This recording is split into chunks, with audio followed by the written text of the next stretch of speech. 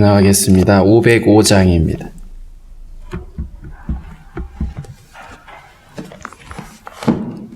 찬송 505장.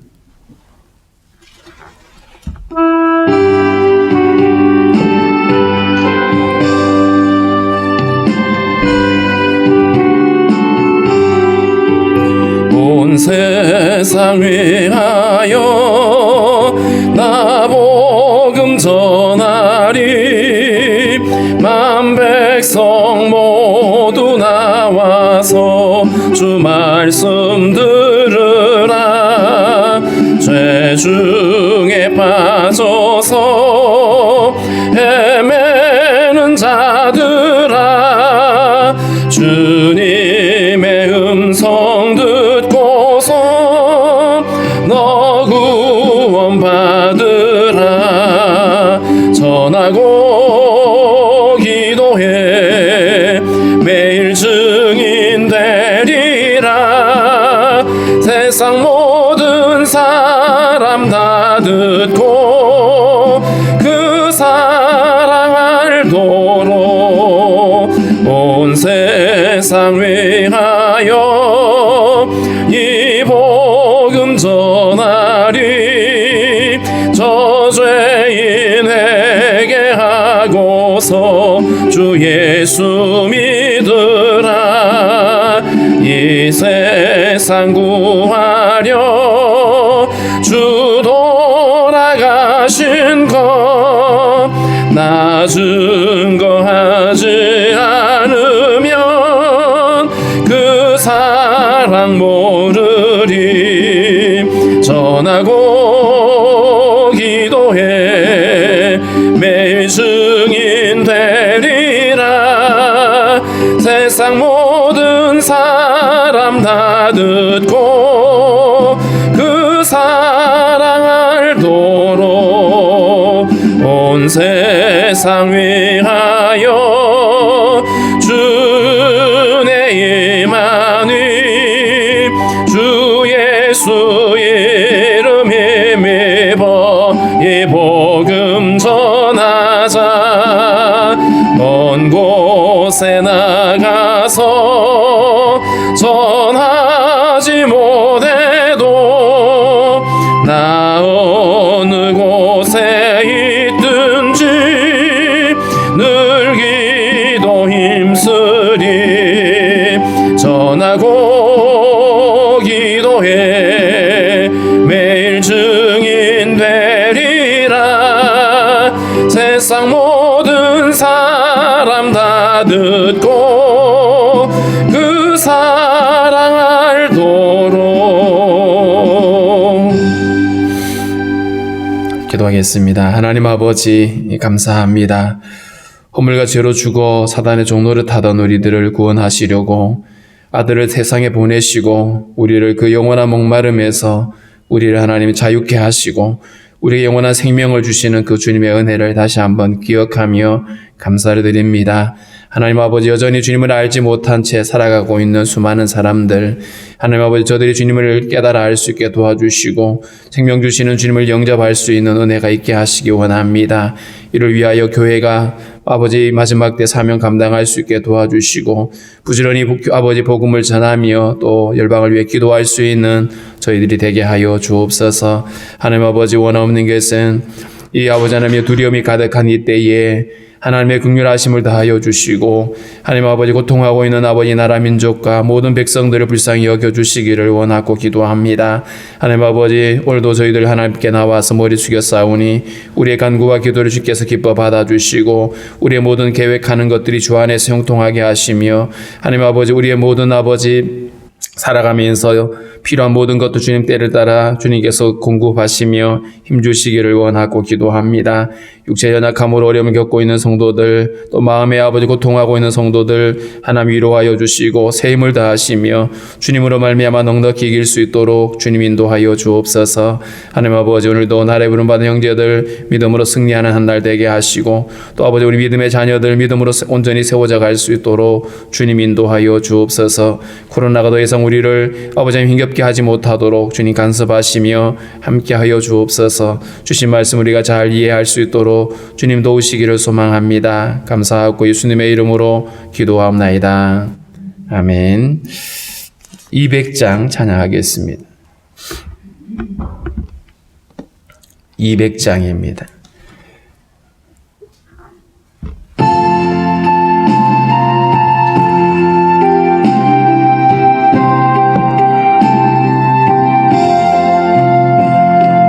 밝고 묘한 그 말씀 생명의 말씀은 귀한 그 말씀 진실로 생명의 말씀이 나의 길과 믿음 밝게 보여주니 아름답고 귀한 말씀 생명샘이로다. 아름답고 귀한 말씀 생명샘이로다. 귀한 주님의 말씀은 내 노래 되도다. 모든 사람을 살리는 생명의 말씀은 값도 없이 받아 생명길을 가니 아름답고 귀한 말씀 생명샘이로다. 아름답고 귀한 말씀 생명샘이로다. 널리 울려 퍼지는 생명의 말씀은 마음의 용서와 평안을 골고루 주나니 다만 예수 말씀 듣고 복을 받네. 아름답고 귀한 말씀 생명샘이로다. 아름답고 귀한 말씀 생명샘이로다.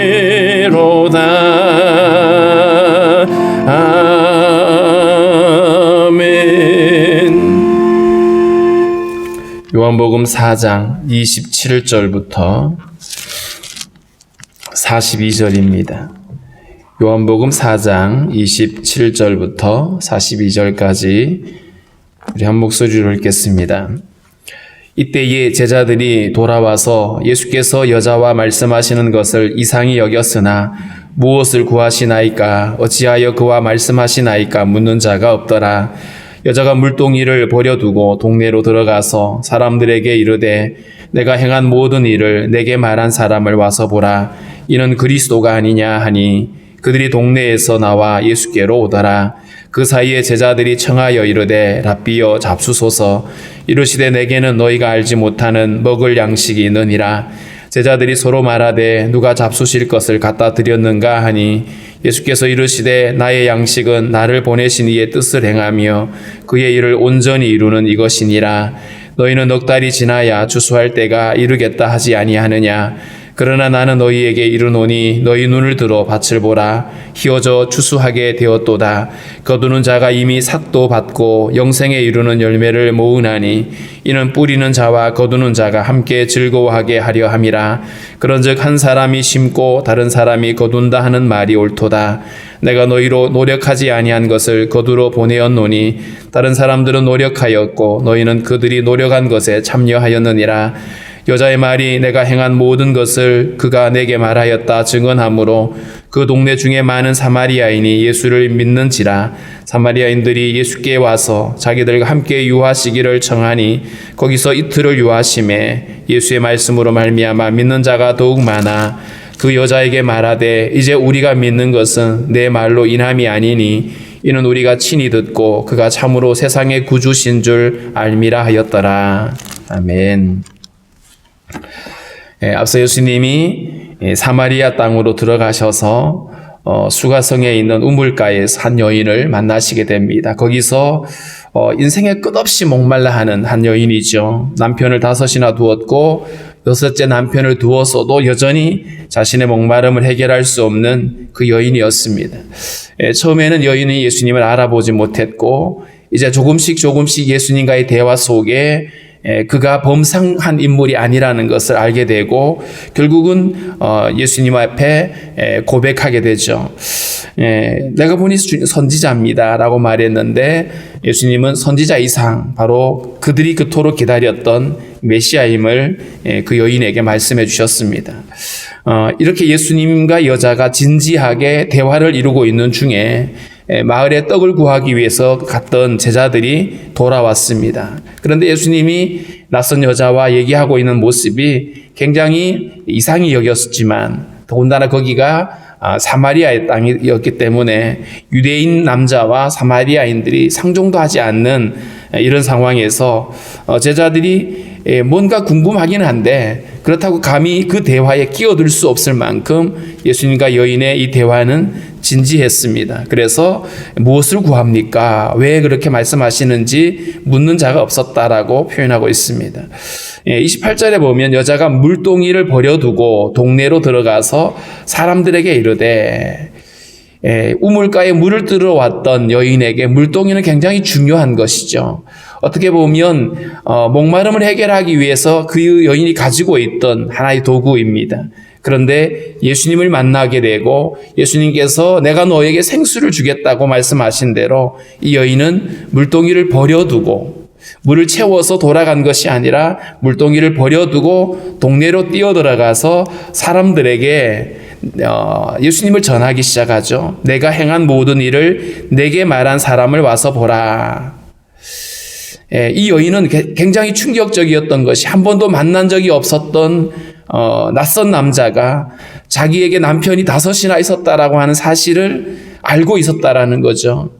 그렇다면 그 이상의 모든 것, 나에 관한 모든 것들을 알고 있는 분, 그러니까 이 여인에게는 굉장히 충격적이었던 것이거든요. 그래서 내게 행한 모든 일을 내게 말한 사람, 물론 예수님이 여인에게 여러 가지 말씀을 하셨던 것들이 포함되겠죠. 그래서 이 여인은 지금 예수님을 자기가 직접 경험하고 그 자기가 경험한 예수님에 대해서 사람들에게 이야기를 하는데 그 중에 핵심은 바로 내가 행한 모든 것들을 알고 계시더라. 내가 어떤 존재인지 어떤 상태인지를 알고 계시는 그분을 내가 만났다라고 하면서 이는 그리스도가 아니냐. 예수님이 자신을 밝혔던 것처럼 내가 바로 네가 말하던 그 메시아다라고 말씀한 것처럼 이 여인이 예수님이 그리스도라고 하는 사실을 믿게 됩니다. 오늘 이 여인이 예수님을 만나서 조금씩 그 마음이 예수님을 향한 마음이 달라지는, 처음에는 왜 유대인 남자가 나한테 물 달라고 하느냐라고 그랬던 이 여인이 예수님을 향하여 이제 호칭이 조금씩 달라지죠. 주님이라고 표현하고 선지자라고 표현하고 그랬던 여인이 이제는 그리스도라고 말하고 있습니다. 한꺼번에 예수님을 다 알 수는 없지만 이렇게 조금씩 예수님을 알아가게 되는 것이 믿음의 단계라고 볼 수가 있겠죠. 이 여인이 이 얘기를 예수님이 만난 얘기를 했더니 동네에서 많은 사람들이 예수님을 만나기 위해서 진짜 예수님을 보기 위해서 예수님이 있는 그 우물가로 오고 있는 상황인 겁니다. 그리고 31절부터 38절에는 그 사이에 예수님과 제자들 사이에 있었던 대화를 기록해 놓고 있습니다. 그 사이에 그 여인들이 오고 있는 이 상황인 거죠. 자, 그 사이에 제자들이 예수님께 자기들이 구해왔던 떡을 내어놓으면서 드시라고 이렇게 하는데 예수님이 이렇게 말씀했어요. 내게는 너희가 알지 못하는 먹을 양식이 있느니라. 예수님이 너희가 알지 못하는 양식이 있다라고 말씀을 하니까 아니 누가 갖다가 잡수실 걸 갖다 드렸지라고 제자들은 이해하지 못했는데 예수님이 이렇게 말씀합니다. 34절 같이 한번 읽습니다. 예수께서 이르시되 나의 양식은 나를 보내신 이의 뜻을 행하며 그의 일을 온전히 이루는 이것이니라. 여기서 나의 양식이라고 말씀했어요. 이 나의 양식은 단순히 떡이 아니었습니다. 주님 말씀하시는 양식은 나를 보내신 이의 뜻을 행하는 것, 그리고 그분의 일을 온전히 이루는 이것이다. 예수님이 하나님의 아들이신데 그분이 세상에 오신 이유는 바로 나를 보내신 하나님, 나를 보내신 성부 하나님의 뜻을 이루기 위해서다. 그러니까 예수님의 사역의 모든 그 특징이 뭐냐 하면 예수님을 보내신 아버지의 뜻 가운데 그 뜻을 이루기 위해서 세상에 오셨고, 주님은 끊임없이 그 뜻을 질문했고 그 뜻을 따라서 그 길을 걸어간 것이죠. 이게 예수님 사역의 특징인데, 나를 보내신 이의 뜻을 행하는 것, 그의 일을 온전히 이루는, 이 땅에 오신 목적을 온전히 이루는 그것이다. 이게 나의 양식이라고 이렇게 말했어요. 신명기 8장 3절에 보면 사람이 떡으로만 사는 것이 아니라 하나님의 입에서 나오는 모든 말씀으로 산다는 표현이 있습니다. 그렇기 때문에 여기서 말씀하고 있는 양식은 이 육체를 위한 양식이 아니라 우리의 어떤 존재에 필요한 양식, 다르게 말하면 우리가 살아가는 삶의 에너지 같은, 나를 달려가게 만드는 어떤 동기와 목적과 같은 것들이죠. 그래서 나의 양식은 예수님이 지금 이 땅에 오신 이유와 앞으로 가실 모든 사역의 특징이 아버지의 뜻을 이루기 위하는 것이고, 이 땅에 오신 당신의 목적을 온전히 이루는 거기에 있다. 그 길을 가기 때문에 예수님은 십자가를 지셔도 십자가가 실패가 아니라 다 이루신 성공한 십자가였다라는 것이죠. 이 말은 결국 우리에게도 마찬가지입니다. 우리가 세상에 와서 우리가 살아갈 때에 우리를 움직이는 것이 단순히 우리를 배부르게 하고 우리의 육체를 만족하게 하는 이런 양식이 아니라 우리를 보내신 하나님의 뜻을 이루는 것, 그리고 이 땅에 우리가 태어난 그 목적을 향해 달려가는 것이, 이게 우리의 양식이 되어져야 하는 것이죠. 그래서 우리 어떤 존재가 이 땅에서 살아가는 삶의 이유, 내가 살아가는 삶의 힘, 에너지, 나를 움직이는 그것이 뭐냐? 단순히 떡이 되어서는 안 되는 거예요. 어릴 적에 직장을 다니면서 한 친구와 논쟁을 했어요. 이 친구는 나이는 어린데 늘 이런 입에 달고 다니는 말이 뭐냐면 내 인생의 목적이 돈이라고 말해요. 저도 어렸습니다만은 야, 인생의 목적이 어떻게 돈이 될 수 있느냐, 돈은 수단일 뿐이다 얘기를 해도 먹혀들지가 않았어요.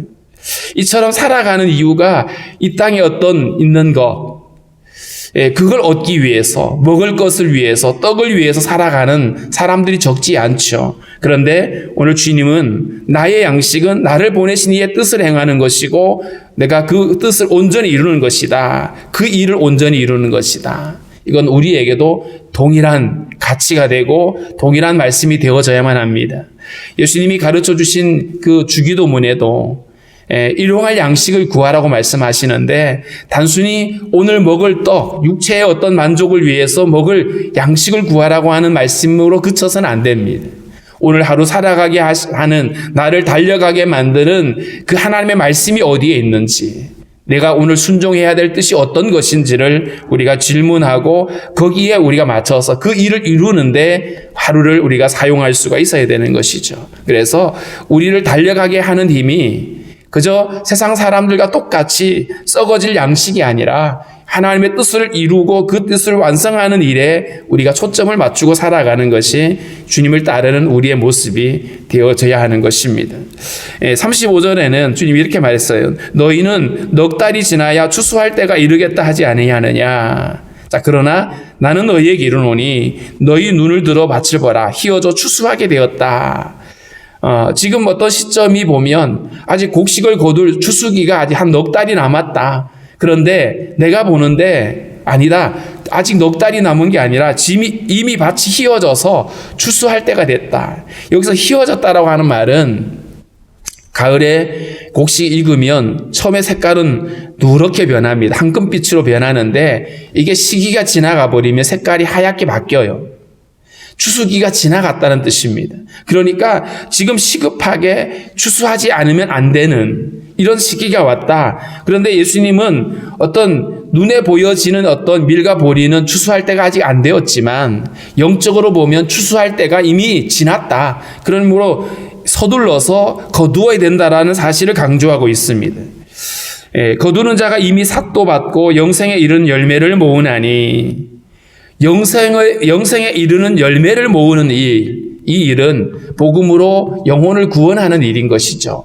예수님이 이 땅에 오신 이유가 바로 그 어둠에 속하여 있고 끝없이 목말라 하는 인생들을 구원하러 오셨는데 그 일이 지금 시급하게 이루어져야 된다. 그런데 이미 주님은 씨를 뿌려 놓으셨어요.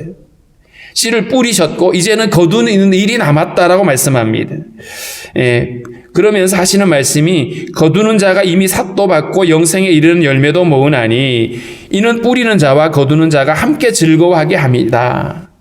예수님은 부지런히 뿌리시고 복음을 심으셨고 일을 하셨는데 이제 거두는 제자들과 교회가 그것을 함께 거두게 되어질 때에 그 많은 영혼들이 주님께 돌아와서 영생을 얻게 되고 이로 인하여서 그 기쁨이 주님의 기쁨뿐만 아니라 그것을 거두는 우리의 기쁨일 수 있다라는 것이죠. 그래서 뿌리는 자와 거두는 자가 함께 즐거워하게 된다라고 말씀을 하고 있습니다.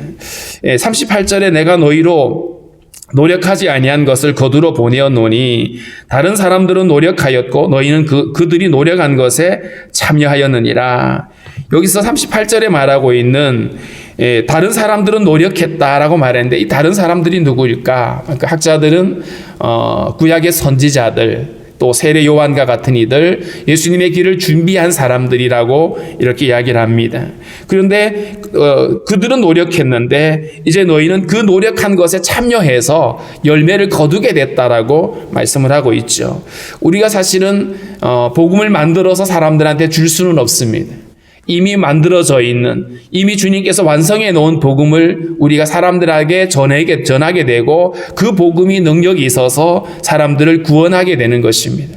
그래서 우리의 어떤 말의 설득력도 아니고 복음의 능력으로 그 열매들을 맺게 되는 것이고요. 뿐만 아니라 우리가 누군가에게 복음을 전할 때에 우리의 복음을 듣고 그 사람이 믿게 되어진다라면 사실은 내가 말을 잘해서 그 사람이 믿게 되는 것이 아니라 이미 하나님께서 그 마음 안에 여러 방법을 통해서 그들이 복음을 듣게 하고 주님께 마음을 열어놓게 하신 것이죠. 그래서 우리가 복음을 전할 때에 그들이 돌아오게 되는 것은 사실은 주님의 기쁨인가 동시에 우리가 또 복음을 전해서 열매가 거둬지니까 그 기쁨인 것이죠. 그래서 우리는 이 복음을 전하게 될 때에 이 사람이 꼭 우리 교회로 와야 된다. 이 사람이 꼭 내 말을 듣고 주님께 돌아와야 된다. 그래야 내가 전도에 성공했다. 이렇게 여길 이유가 없는 것이죠. 복음을 전한 만큼 우리는 그 이 사명을 감당한 것입니다.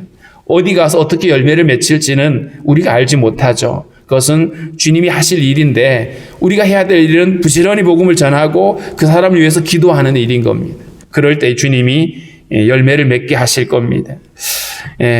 분명한 것은 주님이 복음을 완성하셨고 우리에게 이 복음을 맡겨주셔서 복음을 전하게 하셨는데 그 일이 언제까지 마냥 기회가 있는 것이 아니라 추수기가 이미 지나갔다.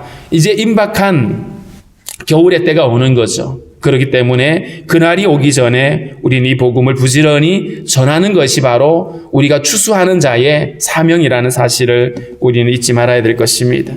39절부터 42절에는 이 여인의 말을 듣고 예수님께로 나온 사람들의 이야기입니다. 여자의 말이 내가 행한 모든 것을 그가 내게 말하였다 증언하므로 그 동네 중에 많은 사마리아인이 예수를 믿는지라. 처음에 이들은 이 여인의 말을 듣고 내가 행한 모든 것들을 다 알고 계시는 이분이 있다고 메시아다고 그래서 전했는데 그 말을 듣고 어쨌든 예수님께로 나와왔죠. 여인의 전한 말을 듣고 예수를 믿고 나왔는데 아직 이 믿음은 온전하지 않습니다. 자, 그런데 이들이 40절에 보면 사마리아인들이 예수께 와서 자기들과 함께 유하시기를 청하니 거기서 이틀을 유하심에 유대인과 사마리아인들이 서로 상종도 하지 않는 이 상황에서 이 사마리아인들이 예수님을 지금 영접하고 있죠. 우리에게 오셔서 우리와 함께 좀 지내셨으면 좋겠다 초청을 하고 있는 겁니다. 우리와 함께 들어가서 좀 지내시다가 가시라고 이래가지고 이틀 동안 예수님이 거기 머무르셨다. 이건 놀라운 일인 겁니다. 유대인들이 예수님을 초청하지 않죠. 영접하지 않습니다. 오히려 예수님에 대해서 다른 감정을 갖고 있는 이런 상황인데 이 사마리아인들은 예수님을 초청을 하게 되고 영접을 하게 됩니다. 그리고 예수님은 거기서 이틀 동안 그들과 함께 교제하시면서 말씀을 나누셨죠. 그래서 41절에 보면 예수의 말씀으로 말미암아 믿는 자가 더욱 많아졌다. 처음에는 여인이 전하는 얘기를 듣고 예수님께 나아왔는데 이들이 이제 그것으로 끝난 것이 아니라 예수님의 말씀을 들음으로 인해서 그들의 믿음이 더 완성해져 가는 것이죠. 자, 그리고 나서 42절에 이런 고백을 합니다. 그 여자에게 말하되 이제 우리가 믿는 것은 내 말로 인함이 아니니 이는 우리가 친히 듣고 그가 참으로 세상의 구주신 줄 알미라 하였더라. 한 사람의 말만 듣고 아는 것은 제한적이죠. 그 사람이 경험한 예수님을 우리가 들었어도 그게 내 믿음으로 곧바로 이어지지는 않습니다. 우리의 믿음은 결국 주님의 말씀을 들어야 되는 것이고 그 말씀으로 인하여 정말 내가 내 마음 안에 그분이 나의 구주가 되셨다라는 사실을 우리가 온전히 믿게 되어지는 단계로 가는 것인데, 그렇다면 예수님을 전하는 사람의 역할은 어디까지냐? 그것은 바로 그들로 하여금 예수님께 나아오게 만드는 것이죠. 우리가 그 사람들을 믿게까지 할 수는 없어요. 예수님께 나아와서 복음을 듣게 하는까지는 가능하죠. 그런데 복음을 듣게 하고 그것을 믿게 만드는 것은 주님이 하시는 일인 것입니다. 그래서 오늘 이 사람들의 반응이 예수님의 말씀을 직접 듣고 깨닫고 주님과의 어떤 인격적인 교제를 통해서 믿음에 이르게 되어지는 이 모습, 오늘 믿음의 단계가 어떻게 되어지는지 여인의 이야기뿐만 아니라 여인의 말을 듣고 예수님께 나왔던 사람들의 입술에서도 우리는 믿음의 단계가 어떻게 성장해 가는지를 우리에게 보여주고 있습니다. 우리가 해야 될 역할은 바로 우리가 경험한 예수, 내가 만났던 그 예수님을 사람들한테 말해주는 겁니다. 내가 만나보지 못했고 경험하지 못한 것들을 사람들한테 말해주는 것은 한계가 있죠. 그래서 내가 경험하고 내가 알고 있는 그 예수님을 전하게 될 때에 사람들이 듣고 예수님께 나아오게 되고 그들이 이제는 예수님과의 만남을 이루게 되고 그들이 이제 완전한 믿음의 단계로 이룰 수가 있는 것이죠. 그래서 먼저 우리에게 필요한 것은 내가 정말 주님을 만났냐라는 것이죠. 오늘 이 우물가에 왔던 여인처럼 예수님을 만나지 않고는 전할 수가 없습니다. 그래서 먼저는 우리에게 우리의 인생의 끝없는 이 목마름을 해결해 주기 위해서 정말 생명수가 되어 오신 그 예수 그리스도, 당신의 살과 피를 내어 주시면서 우리를 생명으로 초대하신 그분을 내가 영접하고 이제는 내가 만난 그 주님을 전하는 사명을 감당할 수 있도록 우리는 주님 앞에 구해야 되고요. 무엇보다도 오늘 제자들에게 하신 말씀 가운데 나의 양식은 나를 보내신 이의 뜻을 행하는 것이고 그 일을 온전히 이루는 것이라고 하셨던 이 주님의 말씀을 우리의 마음에 새기면서 우리가 살아갈 삶의 이유가 어디 있는지, 나로 하여금 나를 달려가게 하고 나를 흥분하게 만들고 나를 정말 기쁘게 만드는 그 일들이 무엇인지를 우리가 우리 자신을 좀 돌아보면서 정말 아버지의 뜻을 이루는 그 일에 우리 자신을 온전히 드릴 수 있는, 거기에 우리의 인생의 목적을 거는 그것이 바로 우리가 하루하루 살아갈 삶의 이유가 되어져야 할 것입니다. 우리에게 이 사명 감당할 수 있도록 우리가 이 일에 기뻐할 수 있게 해달라고 우리 함께 기도하도록 하겠습니다.